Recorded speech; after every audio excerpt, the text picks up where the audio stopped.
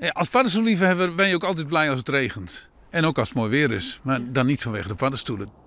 Met dank aan de Rijn van de Oranje liep het erop dat 2000 jongetje een goed paddenstoelen hier is. Er ben dit hier wel een prodderpaddenstoel. We hebben weer de periode gehad, had prodderreint, bodemlaag en die houdt het wetter wat vast. En een warme periode gehad en nu dat wetter en daar komen de paddenstoelen nog.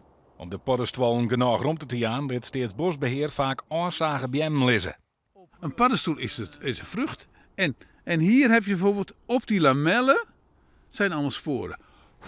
En als ik nu een beetje blaas, als die vers is, dan gaan er wel miljoenen sporen vliegen de lucht in. En die sporen vallen overal neer.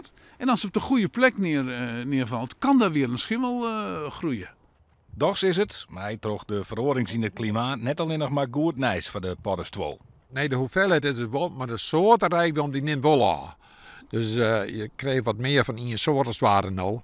En net zoals wij het jammer vinden als de lange zonnedauw verdwijnt in het veen, is het ook heel jammer als er een aantal paddenstoelensoorten verdwijnen. Of er nou vol of net volle paddenstoelen in het bos te vinden binnen, het advies van de boswachter bloot altijd hetzelfde.